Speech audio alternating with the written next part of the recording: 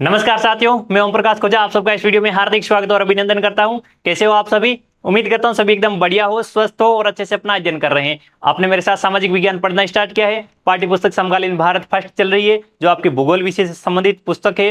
इसमें अध्याय क्रमांक 5 हम पढ़ रहे हैं। नाम है प्राकृतिक वनस्पति और वन्य प्राणी, जिसमें हम भारत की जैव विविधता के बारे में चर्चाएं करते आ रहे हैं। चाहे वो ऊपर आपके वनस्पति की विविधता हो या फिर प्राणियों की विविधता हो, यानी कि जानवरों की विविधता हो। इस वीडियो में हम बात करने वाले हैं जैव विविधता संरक्षण की। तो भाई हमने अब तक भारत की जैव विविधता के बारे में तमाम बातें कर ली है कि भाई भारत में किस प्रकार की जैव विविधता पाई जाती है, कितनी प्रकार की वनस्पतियों में है, कितने प्रकार की वन्य प्राणियों में है, ये वनस्पतियां कौन कौन सी है, कितने प्रकार की है, भारत के कौन से क्षेत्रों में इनका विस्तार है, साथ ही भारत में कौन कौन से वन्य प्राणी, वन्य जीव, पशु पक्षी इत्यादि पाए जाते हैं और इनका भारत के कौन से क्षेत्रों में विस्तार पाया जाता है। अब हम इसमें आज इस वीडियो में चर्चाएं करने जा रहे हैं कि इन भारत में जो जैव विविधताएं हैं, इनमें कितनी प्रकार की, किस प्रकार से, कैसे कमी आ रही है, इस कमी जैव विविधता में कमी होने के कारण क्या है और किस प्रकार से हम इनका संरक्षण कर सकते हैं और संरक्षण के लिए हमारी सरकारें कौन कौन से उपाय कर रही है। इन तमाम बिंदुओं पर हम चर्चाएं करेंगे, तो वीडियो में लगातार साथ बने रहना। तो भारत में हम जैव विविधता संरक्षण की बात करें तो संरक्षण की जब बात आती है तो पहले तो यह पता होना चाहिए कि इसमें कमी क्यों आ रही है, ताकि हमें इसका संरक्षण महसूस हो रहा है। जैव विविधता में क्या क्या आते हैं, तो जब भी आपके जैव विविधता की बात आती है तो इसमें आपके बहुत सारे बिंदु आ जाते हैं। जैसे जैसे आप कहेंगे कि सर जैव विविधता में तो हमारे आ जाते हैं, वनस्पति आ जाती है, वनस्पति जिसमें आपके प्राकृतिक भी आ जाती है और मानव के द्वारा उगाई गई भी आ जाती है। ठीक है, प्राकृतिक वनस्पति आ जाती है, वन्य जीव आ जाते हैं यानी कि वन्य प्राणी आ जाते हैं, यानी कि पशु आ जाते हैं, वन्य पशुओं के साथ आपके पक्षी आ जाते हैं और कुछ आपके इस प्रकार से और भी क्षेत्र आ जाते हैं, प्राकृतिक आवास आ जाते हैं इनके, जो कि आपके प्राकृतिक वनस्पतियों के अंतर्गत ही आते हैं। तो अब इनका संरक्षण क्यों आवश्यक है? देखिएगा, जो हमारी ये जो प्राकृतिक वनस्पतियां हैं, इन प्राकृतिक वनस्पतियों से बहुत सारे औषधीय उत्पाद प्राप्त होते हैं। जैसे विभिन्न औषधीय पौधों से आपके कुछ आपके उत्पाद प्राप्त होते हैं, जिनका आपके जो दवा निर्माण की कंपनियां हैं या फिर आपके जो औषधि निर्माण वाले फर्म्स होते हैं, उनमें आपके अंधाधुंध उपयोग हो जाता है या फिर आपके गैर कानूनी रूप से उनका उपयोग होने लग जाता है, तो उनकी अंधाधुंध कटाई हो जाती है। इसी प्रकार से जो सर्वाधिक अंधाधुंध कटाई होती है वो इमारती लकड़ी के लिए होती है। इमारती लकड़ी के लिए पौधों की अंधाधुंध कटाई की जाती है। फिर आपके बहुत सारे वन्य उत्पाद होते हैं जिनके लिए पेड़ों की कटाई की जाती है। इसी प्रकार से वन्य जीव होते हैं तो उनका शिकार कर लिया जाता है। इनका शिकार क्यों होता है? तो इनके देखिएगा, पहली बात तो इनका शिकार किया जाता है इनके जो मांस के लिए। भाई जो आपके मांस खाने वाले लोग, जो लोग मांस खाने को पसंद करते हैं, उनको मांस कहां से उपलब्ध करवाते हैं? जंगली जानवरों का शिकार किया जाता है, उनका मांस उनके लिए उपलब्ध करवाया जाता है। जैसे किसी को अलग अलग जानवरों के मांस पसंद होते हैं तो उसी आधार पर इनकी डिमांड पूरी की जाती है। अब इनके अलावा और क्या उपयोग हो सकता है? इनके अलावा इनके कुछ आपके शरीर के अंग होते हैं जिनकी बहुत बड़ी मात्रा में कीमत दी जाती है आपके राष्ट्रीय बाजार में और अंतर्राष्ट्रीय बाजार में। जैसे जैसे आपके शेर की खाल हो गई, जैसे आपके कुछ जानवरों के सींग हो जाते हैं, या फिर हाथी के दांत होते हैं। जैसे हाथी के दांतों की आपके बहुत बड़ी वैल्यू होती है, उससे बहुत सारे आभूषण बनाए जाते हैं जो आपके अच्छी उनको आपके उनसे नकद राशियां प्राप्त हो जाती है शिकारियों को, तो इस वजह से इनके शिकार कर लिए जाते हैं। पक्षी होते हैं तो पक्षियों का भी कईयों का शिकार कर लिया जाता है, तो इस वजह से आपके जो पशु पक्षियों का शिकार किया जाता है, वनों की अंधाधुंध कटाई की जाती है। उस वजह से भारत की जो इतनी समृद्ध जैव विविधता है, विश्व के जो 12 मुख्य जैव विविधता वाले देश है उनमें प्रमुख देश भारत आता है। तो इतने आपके कार्य करने की वजह से, मानव के द्वारा इतना हस्तक्षेप करने की वजह से जैव विविधता में हनन हो रहा है, कमी आ रही है। इसलिए आवश्यकता यह है कि हम जैव विविधता का संरक्षण करें। इसके लिए क्या हमारी सरकारें कुछ उपाय करती है क्या? हाँ, सरकारें उपाय करती है।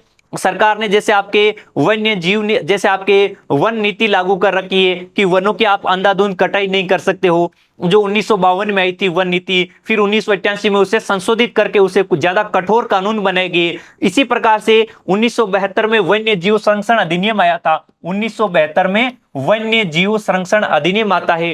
जिसकी हमने पिछली वीडियो के दौरान चर्चाएं की है कि भाई इससे आपके जीवों का संरक्षण किया जा रहा है। तो इन सब कारणों से आपके जो जैव विविधता में कमी आती है, तो उस कमी को कम करने के लिए उन जीव आपके इनका शिकार, अंधाधुंध कटाई, इनको आपके नियंत्रित करने के लिए सरकारों के द्वारा कानून बनाए जा रहे हैं। अब देखिएगा, जो आपका इस वजह से जब जैव विविधता में कमी आती है तो हमारे पारिस्थितिकी तंत्र में गड़बड़ी उत्पन्न हो जाती है। गड़बड़ी का मतलब पारिस्थितिकी तंत्र में असंतुलन हो जाता है। असंतुलन कैसे हो जाता है? जैसे मान लीजिए कोई एक क्षेत्र है जिसमें से आपको लगाना है, वहां पर आपके एक उद्योग स्थापित करना है, एक वन क्षेत्र है। मान लीजिएगा कि कोई एक ऐसा शहर है या फिर राज्य है, इस राज्य में ये एक स्थान है ऐसा जहां पर आपके सघन वन पाए जाते हैं और इनके आसपास आपके अच्छी मात्रा में आपके बड़े बड़े आपके शहर स्थित है, ग्रामीण क्षेत्र है, और इसके बीच में यहाँ पर एक वन क्षेत्र है। अब जहां पर एक किसी को फैक्ट्री लगानी है, कोई उद्योग स्थापित करना है, तो यहां से आपके वनों की कटाई कर ली जाती है, इस वन क्षेत्र के एक हिस्से को साफ कर लिया जाता है और वहां पर उद्योग स्थापित कर लेते हैं। तो उद्योग स्थापित करने से वहां पर लोगों को रोजगार मिलेंगे, देश की अर्थव्यवस्था मजबूत हो जाएगी। लेकिन जिस स्थान से इन्होंने वनों को साफ कर दिया है, वहां से वन हट जाएंगे। वन हटने के साथ साथ ही वहां पर आपके पूरा का पूरा एक इकोसिस्टम समाप्त हो जाएगा वहां पर। अब यहां पर वन क्षेत्र है तो यहां पर बहुत से जंगली जानवरों का निवास स्थान था। यहां पर आपके पेड़ पौधों पर पक्षियों के घोंसले बने होते हैं, तो पक्षियों के आवास स्थान होते हैं। इसी प्रकार से बहुत सारे कीट पतंगे, मधुमक्खियां होती है जिनके आवास स्थान पाए जाते हैं, वे सारे आवास स्थान यहां से उजड़ जाते हैं। तो पूरा का पूरा पारिस्थितिकी तंत्र असंतुलित हो जाता है। हालांकि जब ऐसे क्षेत्रों पर जब कोई फैक्ट्री, उद्योग धंधे स्थापित किए जाते हैं तो पर्यावरण मंत्रालय होता है या फिर हमारे जो पर्यावरण विभाग होते हैं, वे उनसे अपेक्षा रखते हैं कि आप यहाँ पर जितने वनों की कटाई कर रहे हैं उतने अधिक मात्रा में आपको वन लगाने होते हैं, वृक्ष लगाने होते हैं। अब मान लीजिए कि वो यहां से वन काटे हैं, मान लीजिएगा कि उसने यहां से 1000 पेड़ों को काटा है और 1000 की बजाय वो 2000 वृक्ष लगा देंगे, लेकिन यहां पर जो पशु पक्षी होंगे तो उन पशु पक्षियों को वो आवास नहीं मिल पाएगा। तो इस प्रकार से पूरा पारिस्थितिकी तंत्र है वो असंतुलित हो जाता है। इसका कारण क्या है? कारण आपके मानव के द्वारा पौधों और पशु संसाधनों का अत्यधिक दोहन किया जाता है। हाँ, इनका उपयोग करना चाहिए लेकिन अति दोहन नहीं करना चाहिए। अति हर चीज की हानिकारक होती है, इसलिए हमें इसके संरक्षण की आवश्यकता है। अब मानव ने इतना उपयोग किया है तो कितनी की हानि हो रखी है, तो उस हानि का मापन इस आधार पर आप कर सकते हैं कि लगभग 1300 पौधों की प्रजातियां लुप्त प्राय है, यानी कि लुप्त होने की स्थिति में है। अगर आपने इन 1300 प्रजातियों का संरक्षण नहीं किया समय रहते तो ये आने वाले समय में लुप्त हो जाएगी, आपको देखने को नहीं मिलेगी। जैसे हम कहते हैं ना कि हमने डायनासोर नहीं देखा है, वो तो बहुत पहले ही खत्म हो गए, मानव के आने से पहले ही। तो उसी प्रकार से ये 1300 प्रजातियां भी खत्म हो जाएगी, हमारी आने वाली पीढ़ी इनको देख नहीं पाएगी। जैसे हम लाल पांडा की बात करते हैं, हालांकि वो पौधों की प्रजाति नहीं है, वो वन्य जीव है, लेकिन लाल पांडा एक दुर्लभ प्रजाति का जीव है जिसका अगर समय रहते संरक्षण नहीं किया तो वो आने वाले समय में लुप्त हो जाएंगे। और हमारे जो आने वाली पीढ़ियां हैं वो केवल उस लाल पांडे की केवल फोटो ही देख पाएगी कि हाँ ऐसा जानवर हुआ करता था। इसलिए हमें संरक्षण करने की आवश्यकता है। लगभग 20 पौधों की प्रजातियां तो भारत में लुप्त हो चुकी है। 20 पौधों की तो ऐसी प्रजातियां हैं जो पूरे भारतवर्ष में कहीं नहीं मिलते हैं, वो गायब हो चुके हैं। इसी प्रकार से जानवरों की कुछ प्रजातियां लुप्त प्राय है, जैसे हमने आपको अभी उदाहरण दिया है लाल पांडा का, जो हिमालय क्षेत्र में देखने को मिलता है। कुछ प्रजातियां तो इस जानवरों की लुप्त हो भी चुकी है। तो इस प्रकार से आपके ऐसी जो आपके इतनी प्रजातियां वो या तो लुप्त हो चुकी है या कई लुप्त होने की स्थिति में है, जिनके कारण क्या होते हैं, कई बार आपके प्राकृतिक आपदाएं होती है उनकी वजह से लुप्त हो जाते हैं, इनमें हनन हो जाता है। कई बार हमें जैसे आपके जलीय क्षेत्र है तो वहां पर आपके कुछ अवशिष्ट छोड़ देते हैं, उसमें वनों की हम अंधाधुंध कटाई कर देते हैं। किसी क्षेत्र में सूखे की स्थितियां पैदा हो जाती है या कहीं पर वनों में आग लग जाती है। तो ऐसे सभी कारण है, मानवीय कारण भी है, प्राकृतिक कारण भी है, जिनसे आपके इनमें हनन होता है। लेकिन मानवीय हनन है वो मानवीय हस्तक्षेप है, वो सबसे बड़ा कारण है। अब देखो असंतुलन के लिए प्रमुख जिम्मेदार कारक कौन कौन से हैं, तो उसमें सबसे प्रमुख आता है भाई व्यावसायिक उद्देश्य, यानी कि व्यापारिक उद्देश्य से लालची शिकारियों के द्वारा शिकार कर लिया जाता है, जो प्रकृति के लिए सबसे बड़ा खतरा है।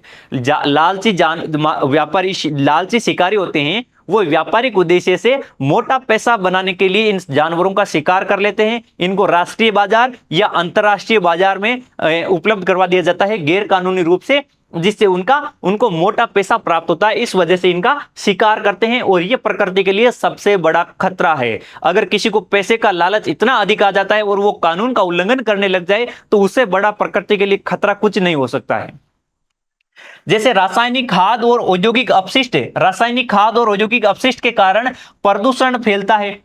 अब यहां पर आपके, जैसे हमने आपको बताया था कि जैसे चंबल नदी के क्षेत्र में घड़ियाल संरक्षण के कार्य किए जा रहे हैं राजस्थान, मध्य प्रदेश और उत्तर प्रदेश राज्यों में।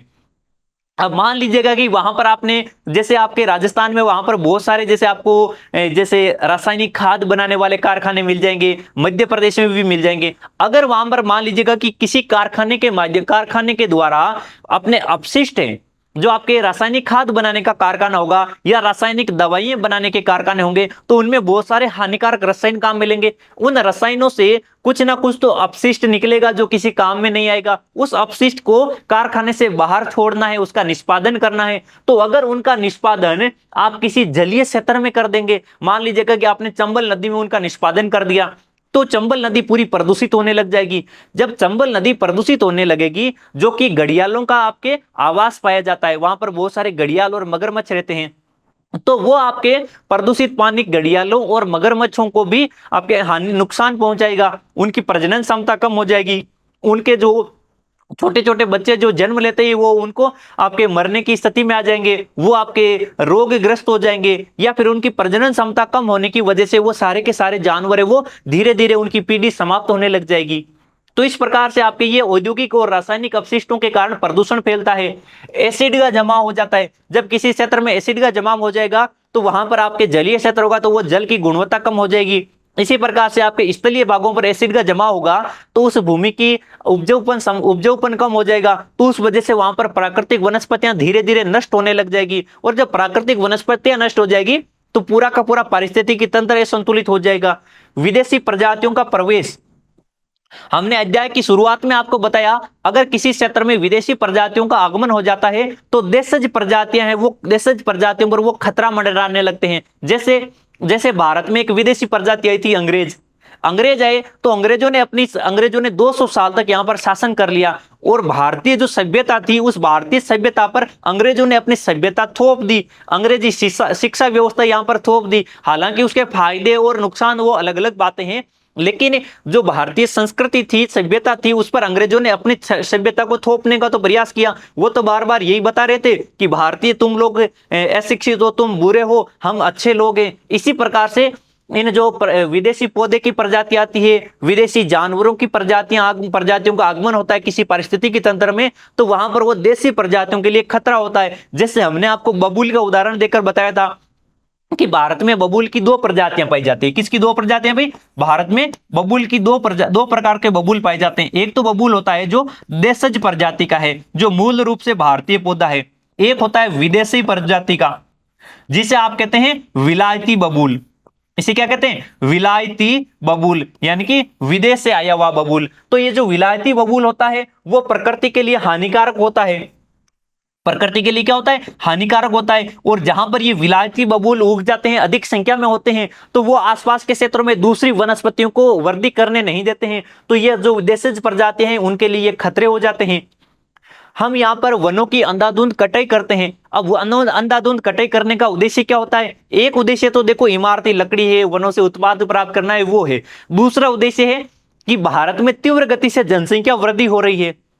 भारत जनसंख्या की दृष्टि से विश्व का दूसरा सबसे बड़ा देश है 2011 की जनगणना के अनुसार, और पहले स्थान पर चाइना आता है। अब देखिए, अब तो 2021 की जनगणना हुई नहीं है। अगर ऐसे ही जनसंख्या वृद्धि होती रही तो आने वाले समय में भारत क्या होगा? नंबर 1 पर आएगा जनसंख्या की दृष्टि से। और भारत के पास में क्षेत्रफल कितना है? भारत विश्व की लगभग 17.5% जनसंख्या रखता है, लेकिन क्षेत्रफल कितना है? केवल 2.4% क्षेत्रफल है। तो इतनी बड़ी जनसंख्या जो कि कृषि पर निर्भर करती है, तो उस जनसंख्या के लिए आवास भी चाहिए, खेती करने के लिए कृषि योग्य भूमि भी चाहिए। तो हम आवास और भूमि के लिए वनों की अंधाधुंध कटाई कर देते हैं। अंधाधुंध वनों की कटाई करेंगे तो वहां पर पूरा आपके एक पूरा वन क्षेत्र समाप्त हो जाएगा। तो वहां पर वनस्पतियां कम होगी, वहां पर जंगली जानवरों की, पशुओं की, पक्षियों की, इनकी संख्या कम होती जाएगी। तो इस प्रकार से यहाँ पर पूरा का पूरा पारिस्थितिकी संतुलन बिगड़ जाएगा, असंतुलन पैदा हो जाएगा, और उसके ये तमाम कारण जो मैंने आपके सामने एक्सप्लेन किए हैं वो सारे कारण प्रकृति आपके पारिस्थितिकी तंत्र के असंतुलन के कारण माने जाते हैं। फिर आप बात करते हैं कि वनस्पति और जीव जंतुओं की सुरक्षा के लिए सरकार द्वारा उठाए गए कदम कौन कौन से हैं। तो इनके संरक्षण के लिए, यानी कि एक शब्द में हम कहें तो जैव विविधता संरक्षण के लिए सरकार द्वारा उठाए गए कदम, जैव विविधता संरक्षण हेतु सरकार द्वारा उठाए गए कदम कौन कौन से हैं। तो 4 प्रमुख कदम सरकार ने उठाए हैं। कौन से? एक तो भारत सरकार ने बायोस्फीयर रिजर्व घोषित कर रखे हैं। भारत में आगे हम पढ़ेंगे कि 18 बायोस्फीयर रिजर्व हैं। फिर आपके वित्तीय और तकनीकी सहायताएं दी जाती है, जो वन क्षेत्र है, राष्ट्रीय उद्यान है, नेशनल जो आपके वन्य जीव अभ्यारण्य है, उनको वित्तीय और तकनीकी सहायता उपलब्ध करवाई जाती है, ताकि उनके माध्यम से आप तकनीकी सहायता उपलब्ध करवाओ, उनको वित्तीय सहायता उपलब्ध करवाओ, ताकि वो शिकारियों की पहचान कर सकें, कौन से जो अवैध रूप से शिकार करते हैं और उनको कार्य क्या रहता है, किस आधार पर वो करते हैं, तो उनको पकड़ने के लिए, गिरफ्तार करने के लिए आपकी सरकार वित्तीय और तकनीकी सहायताएं दी जाती है। इसी प्रकार से बहुत सारी परियोजनाएं संचालित की जा रही है, जैसे आपके टाइगर प्रोजेक्ट टाइगर है, ग्रेट इंडियन बस्टर्ड प्रोग्राम है, ऐसे बहुत सारे प्रोग्राम संचालित किए जा रहे हैं। संरक्षित क्षेत्र घोषित कर रखे हैं। संरक्षित क्षेत्र जैसे आपका ये राष्ट्रीय उद्यान है, वन्य जीव अभ्यारण्य है, ऐसे संरक्षित क्षेत्र घोषित कर रखे हैं। तो इनमें सबसे पहले आते हैं बायोस्फीयर रिजर्व। बायोस्फीयर रिजर्व क्षेत्र क्या होते हैं? ये वो क्षेत्र होते हैं जहां पर आपके प्राकृतिक वनस्पतियों और आपके वन्य प्राणियों का संरक्षण किया जाता है। और भारत में ऐसे ही आपके 18 बायोस्फीयर रिजर्व हैं। इन्हें आप जीवमंडल नित्य या फिर जैव आरक्षित क्षेत्र या बायोस्फीयर रिजर्व कह सकते हैं, एक ही बात है। बायोस्फीयर रिजर्व कहो, जीवमंडल नित्य कहो या फिर जैव आरक्षित क्षेत्र कहो। और इनकी संख्या भारत में कितनी है? 18 है। जैसे सुंदरवन बायोस्फीयर रिजर्व कहां पर है? पश्चिम बंगाल में। मन्नार की खाड़ी बायोस्फीयर रिजर्व, जो मन्नार की खाड़ी भारत और श्रीलंका के बीच का समुद्री क्षेत्र है, तो उसमें मन्नार खाड़ी के भारतीय क्षेत्र में मन्नार खाड़ी बायोस्फीयर रिजर्व घोषित है। नीलगिरी बायोस्फीयर रिजर्व तमिलनाडु राज्य में है, नीलगिरी पहाड़ी क्षेत्र में। नंदा देवी बायोस्फीयर रिजर्व उत्तराखंड में है। नोकरेक बायोस्फीयर रिजर्व मेघालय में है। Great Nicobar biosphere reserve Andaman Nicobar द्वीप समूह के ग्रेट निकोबार द्वीप पर है। मानस बायोस्फीयर रिजर्व असम में है। कच्छ बायोस्फीयर रिजर्व गुजरात में है। शेष अचलम बायोस्फीयर रिजर्व आंध्र प्रदेश में है। शिमलीपाल छत्तीसगढ़ में है। दिहांग दिबांग बायोस्फीयर रिजर्व अरुणाचल प्रदेश में है, ब्रह्मपुत्र और आपके उसकी सहायक नदियों के पास में। डिब्रू साइकोवा बायोस्फीयर रिजर्व असम राज्य में है। अगस्त्य मलई बायोस्फीयर रिजर्व केरल में है। कंचनजंगा बायोस्फीयर रिजर्व सिक्किम में है, जो कंचनजंगा भारत की सबसे ऊंची पर्वत चोटी है हिमालय में, उसके निकटवर्ती क्षेत्र में सिक्किम में। पचमढ़ी बायोस्फीयर रिजर्व मध्य प्रदेश में है। अचन कमर अमरकंटक बायोस्फीयर रिजर्व छत्तीसगढ़ में है। ठंडा रेगिस्तान यानी कि शीत मरुस्थल, ये आपके आ जाता है अपने लद्दाख केंद्र शासित प्रदेश में। पन्ना बायोस्फीयर रिजर्व मध्य प्रदेश के अंतर्गत। तो ये भारत के 18 बायोस्फीयर रिजर्व हैं, जिनमें से 12 बायोस्फीयर रिजर्व को अंतरराष्ट्रीय नेटवर्क में शामिल किया गया है, यानी कि बायोस्फीयर रिजर्व इनको विश्व बायोस्फीयर नेटवर्क में शामिल किया गया है। जो वर्ल्ड नेटवर्क है बायोस्फीयर रिजर्व का, उनमें 18 में से 12 को शामिल किया गया है। कौन कौन से हैं? सुंदरवन, नंदा देवी, मन्नार खाड़ी, नीलगिरी, नोकरेक, ग्रेट निकोबार, सिमलीपाल, पचमढ़ी, अचन कमर अमरकंटक, अगस्त्य मलई, कंचनजंगा और पन्ना। इन 12 बायोस्फीयर रिजर्व को वर्ल्ड नेटवर्क में शामिल किया गया है। इनके अलावा सरकार आपके वित्तीय सहायता और तकनीकी सहायता उपलब्ध करवाती है। और ये कार्य 1992 से सरकार है वो वनस्पति उद्यानों को उपलब्ध करा रही है। किनको उपलब्ध करवाया जा रहा है? वनस्पति उद्यान है, इनको उपलब्ध करवाया जा रहा है, ताकि ये यहाँ पर जैव विविधता का आसानी से अच्छे से संरक्षण कर सके। इनके पास में तकनीक भी हो और वित्त अर्थात पैसा भी हो। अगर तकनीक और पैसा आपके पास में दोनों होंगे तो आप आसानी से इनका जैव विविधताओं का संरक्षण कर सकते हैं। आसानी से आप जैव विविधता संरक्षण का कार्य कर सकते हैं। अगला कार्य किया जा रहा है, सरकार कुछ परियोजनाएं संचालित करती है। जैसे आपका प्रोजेक्ट टाइगर है, जिसका उद्देश्य क्या है? इसका उद्देश्य है बाघों का संरक्षण करना, बाघों के निवास स्थान का संरक्षण करना। विभिन्न आपके वन्य जीव अभ्यारण्य और राष्ट्रीय उद्यान है, उनके अंतर्गत आपके प्रोजेक्ट टाइगर संचालित किए जा रहे हैं। जैसे आपका रणथंभौर राष्ट्रीय उद्यान है, रणथंभौर राष्ट्रीय उद्यान कहां पर है भाई? ये राजस्थान में। राष्ट्रीय उद्यान राजस्थान के सवाई माधोपुर जिले में है। सवाई माधोपुर जिले में है रणथंभौर नामक जगह, यानी कि सवाई माधोपुर से लगभग 12 किलोमीटर की दूरी पर अवस्थित है। इसमें आपके प्रोजेक्ट टाइगर संचालित है, जहां पर बाघों के संरक्षण का कार्य किया जा रहा है। प्रोजेक्ट टाइगर संचालित है। इसी प्रकार राजस्थान में एक सरिस्का अभ्यारण्य, सरिस्का अभ्यारण्य है। ये वन्य जीव अभ्यारण्य है, ना कि आपके राष्ट्रीय उद्यान। ये भी कहां पर है? राजस्थान के अलवर जिले में है। यहां पर भी आपके प्रोजेक्ट टाइगर संचालित किया जा रहा है। इसी प्रकार से गेंडा संरक्षण का कार्य किया जा रहा है, एक सींग वाले गेंडे या फिर गेंडा संरक्षण कार्यक्रम। प्रोजेक्ट ग्रेट इंडियन बस्टर्ड, ये आपके राजस्थान में संचालित किया जा रहा है, ग्रेट इंडियन बस्टर्ड प्रोग्राम। ये क्या है? जो आपके पक्षी आता है, एक गोडावण का, गोडावण पक्षी है। गोडावण पक्षी कहां मिलेगा? ये गोडावण पक्षी आपको मिलते हैं मरुस्थलीय क्षेत्रों में। गोडावण पक्षी है जो मरुस्थल में मिलते हैं राजस्थान में, और राजस्थान का राज्य पक्षी है। इसके संरक्षण के लिए प्रोजेक्ट ग्रेट इंडियन बस्टर्ड संचालित किया जा रहा है। इसी प्रकार से और भी बहुत सारे कई इको डेवलपमेंट प्रोजेक्ट संचालित किए जा रहे हैं, यानी कि पारिस्थितिकी तंत्र को विकसित करने वाली बहुत सी अन्य परियोजनाएं भी संचालित की जा रही है, जैसे प्रोजेक्ट एलिफेंट है। इसी प्रकार से प्रत्येक प्राणियों के संरक्षण के लिए बहुत सारे परियोजनाएं, बहुत सारे आपके कार्यक्रम संचालित किए जा रहे हैं, भारत सरकार के द्वारा भी और विभिन्न राज्य सरकारों के द्वारा अपने स्तर पर भी कार्यक्रम संचालित किए जाते हैं। फिर भारत में संरक्षित क्षेत्र भी घोषित कर रखे हैं, तो उनमें राष्ट्रीय उद्यानों की संख्या 103 है, वन्य जीव अभ्यारण्य 35 है, और बहुत अधिक संख्या में आपको चिड़ियाघर देखने को मिलते हैं, जिन्हें आप जू कहते हैं। जो आपके शहरों के अंदर आपके छोटे छोटे आपके प्राकृतिक ये चिड़ियाघर होते हैं, वो कृत्रिम रूप से बनाए जाते हैं। चिड़ियाघर कृत्रिम रूप से बनाए जाते हैं, इनके आपके कृत्रिम निवास स्थान होते हैं। जबकि ये वन्य जीव अभ्यारण्य और राष्ट्रीय उद्यान इन वन्य जीवों के प्राकृतिक आवास हैं, यानी इनका वन्य जो आपके राष्ट्रीय उद्यान और वन्य जीव अभ्यारण्य है, इनके अंतर्गत तो आपके जैव विविधता का स्व स्थानीय संरक्षण किया जाता है। जैव विविधता का स्व स्थानीय संरक्षण। स्व स्थानीय संरक्षण का अर्थ क्या है? स्वयं, स्व और स्थान, यानी कि स्वयं के स्थान पर ही संरक्षण किया जा रहा है।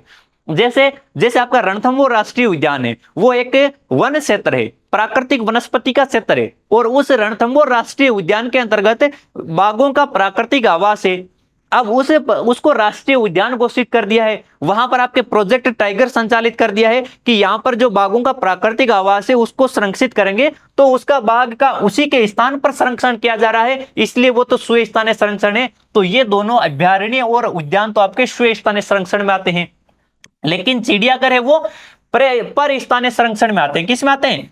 पर स्थानीय संरक्षण, यानी कि दूसरे स्थान पर संरक्षण का कार्य किया जा रहा है, उसको आपके मूल स्थान से ले जाकर किसी कृत्रिम आवास में ले जाकर छोड़ा जाता है और वहां पर उनका संरक्षण किया जाता है। तो ऐसे बहुत सारे चिड़ियाघर भारत में देखने को मिलते हैं। और अगर भारत के वन्य प्राणी नीतियों की बात करें, जिसमें आपके देखेगा जो लाल कलर से ये वृत्ताकार रूप में दिखाई दे रहे हैं सारे स्थान, वो क्या है? वन्य अभय वन है। जो आपके स्टार दिखाई दे रहे हैं वो पक्षी अभ्यारण्य है, और जो त्रिभुजाकार आकृति में दिखाई दे रहे हैं वो सारे के सारे नेशनल पार्क अर्थात राष्ट्रीय उद्यान है। अब देखो राष्ट्रीय उद्यानों की बात करें तो ये दाचिंगम है जम्मू कश्मीर में, राजाजी और जिम कॉर्बेट उत्तराखंड में आ जाते हैं, दूधवा आपके उत्तर प्रदेश में आ जाता है, फिर आपके केवलादेव और रणथंभौर राजस्थान में आ जाते हैं, शिवपुरी मध्य प्रदेश में आ जाता है। इसी प्रकार से आपके राजगिरा सिमलीपाल आ जाता है ओडिशा में, आपके कान्हा और तदोबा ये आपके मध्य प्रदेश के अंतर्गत आ जाते हैं, महाराष्ट्र में संजीव गांधी आ जाता है, गुजरात में गिर आ जाता है। इसी प्रकार दक्षिण भारत में आपके गुइंडी और बांदीपुर आ जाता है। ऐसे ही आपके पूर्वोत्तर में देखेंगे तो आपके काजीरंगा और मानस आ जाते हैं असम में। ऐसे बहुत सारे क्या है? ये राष्ट्रीय उद्यान है। और जो आपको लाल कलर में ये दिखाई दे रहे हैं, चाहे आपका राजस्थान का सरिस्का है, या फिर यहाँ पर चंद्रप्रभा है, या फिर आपके कवाल और पोचेरम है, दक्षिण में आपके ये मुडुलाई है, या फिर पेरियार है। पेरियार कहाँ है? केरल में है। तो ये आपके सारे के सारे क्या हैं? राष्ट्रीय उद्यान है। पक्षी अभ्यारण्यों की बात करें तो यहाँ पर दक्षिण में आता है आपका रंगाडीडू, या फिर आपके ये क्या है? आपके वेदांतंगल, ये सारे पक्षी अभ्यारण्य हैं। तो इस प्रकार से भारत में राष्ट्रीय उद्यान, वन्य जीव अभ्यारण्य और पक्षी अभ्यारण्य सारे मानचित्र पर आपको दिखाए गए हैं। इनको आप ध्यानपूर्वक पढ़ना और ये कौन से राज्य में है इनकी जानकारी निकालते रहना और अपनी नोटबुक में अच्छा सा मानचित्र तैयार करना। इसी प्रकार आप देखें, भारत में जब आप पारिस्थितिकी संरक्षण की या फिर प्राकृतिक आपके पारिस्थितिकी तंत्र को संरक्षित करने की बात करते हैं, तो यह संरक्षण करना हमारे लिए बहुत ही आवश्यक है। क्यों? क्योंकि इससे हमारे अस्तित्व जुड़ा हुआ है, हमारे अस्तित्व के लिए महत्वपूर्ण है। प्राकृतिक पारिस्थितिकी तंत्र को संरक्षित रखना हमारे अस्तित्व के लिए महत्वपूर्ण है। मानव का अस्तित्व भी प्राकृतिक संरक्षण के बिना नहीं हो सकता है, क्योंकि आप एक बार के लिए सोचिए, आपके आसपास के क्षेत्र में वन नहीं होंगे, वृक्ष नहीं होंगे, क्या आप जीवन यापन कर पाएंगे? बिल्कुल नहीं कर पाएंगे। इसलिए हमें पर्यावरण के अंधाधुंध विनाश और इसके हानि को रोकना होगा। हमें अंधाधुंध विनाश नहीं करना है, हमें इनका संरक्षण करना है। तो आपके ये सारे भी जैसे आपके कार्य हो रहे हैं, जैसे आपका जितने भी प्राकृतिक आवास दिखाई दे रहे हैं, प्राकृतिक संसाधन दिखाई दे रहे हैं, इन सब का आपको संरक्षण करना अति आवश्यक होता है। तो आपको भी ध्यान रखना है, इनका संरक्षण भी करना है। और साथ ही साथ 5 जून को जो अंतरराष्ट्रीय आपके पर्यावरण दिवस मनाया जाता है, उस पर्यावरण दिवस के अवसर पर आपको संकल्प लेना चाहिए कि जैसे 5 जून आपके इसके बाद में मानसून ऋतु प्रारंभ हो जाती है, तो प्रति वर्ष आपको कम से कम एक पेड़ लगाना होता है और उस पेड़ को पूरे साल भर उसकी देखभाल करते हुए एक बच्चे की तरह उसकी देखभाल करना है और उसको पाल पोस के बड़ा करना है। फिर अगला आपके पर्यावरण दिवस आता है तो फिर से आपको एक पेड़ लगाना है। अगर आपकी ज्यादा पेड़ लगाने की क्षमता है तो आप एक से अधिक भी लगाने चाहिए और उनको पाल पोस कर बड़ा करता रहना चाहिए। ठीक है, अब तो आपके इस वीडियो का लर्निंग आउटकम्स रहता है भारत में जैव विविधता संरक्षण के प्रयास और कार्य। इसमें हमने सरकारों के द्वारा किए जाने वाले प्रयास भी बताए, कौन कौन से आपके बायोस्फीयर रिजर्व हैं, कौन कौन से संरक्षण क्षेत्र हैं, राष्ट्रीय उद्यान, वन्य जीव अभ्यारण्य, पक्षी अभ्यारण्य, इन तमाम बिंदुओं पर चर्चाएं की और उम्मीद करते हैं कि आपने इन सबको अच्छे से सीख लिया है, समझ लिया है। तो छोटा सा टेस्ट हो जाए। पहला सवाल आपकी स्क्रीन पर, पारिस्थितिकी तंत्र में गड़बड़ी का एक प्रमुख कारण क्या है? पारिस्थितिकी तंत्र में जो गड़बड़ी उत्पन्न हो रही है उसका प्रमुख कारण क्या है? संसाधनों का संतुलित उपयोग, पौधे और पशु संसाधनों का अत्यधिक दोहन, मानव आबादी में कमी, या फिर वन्य जीवों में वृद्धि।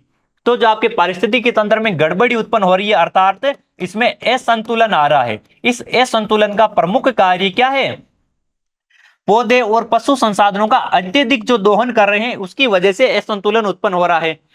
नेक्स्ट सवाल है आपका, विश्व बायोस्फीयर रिजर्व नेटवर्क में भारत के कितने बायोस्फीयर रिजर्व शामिल है? 10, 12, 15 या फिर 18? अगर आप भारत में कुल बायोस्फीयर रिजर्व की बात करेंगे ये तो कुल बायोस्फीयर रिजर्व आते हैं 18 और उनमें से 12 बायोस्फीयर रिजर्व वर्ल्ड नेटवर्क में शामिल किए गए हैं। नेक्स्ट सवाल आ रहा है आपके सामने, प्रोजेक्ट टाइगर का उद्देश्य क्या है? प्रोजेक्ट टाइगर भारत सरकार द्वारा संचालित किया जा रहा है, इसका उद्देश्य क्या है? आपको फटाफट आंसर देना है। मानव जनसंख्या में वृद्धि लाना, बाघों के आवास का संरक्षण करना, बाघों की नई प्रजातियों को लेकर आना, या फिर बाघों को विदेशी देशों में स्थानांतरित करना। तो इस प्रोजेक्ट टाइगर का उद्देश्य है बाघों के आवास का संरक्षण करना। ऑप्शन नंबर बी आपका राइट होगा। और इसी के साथ ये वीडियो भी फिनिश होता है और आपका ये चैप्टर भी यहीं पर फिनिश होता है। नेक्स्ट वीडियो में हम मिलेंगे इसी चैप्टर से संबंधित अभ्यास प्रश्नों के साथ। तब तक आप सभी का धन्यवाद। हंसते रहें, मुस्कुराते रहें और मस्त रहें। जय हिंद।